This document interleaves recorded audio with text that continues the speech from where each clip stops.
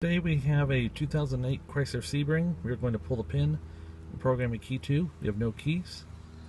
New keys in the ignition. Turn to on. As you can see, our security light is blinking. So let's get started here.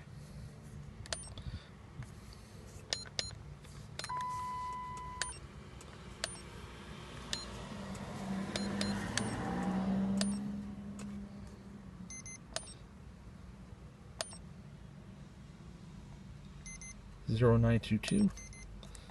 Let's back out.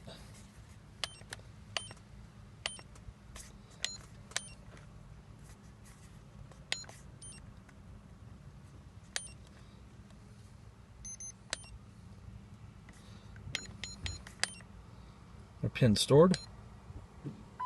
There's our confirmation tone. Vehicle's done.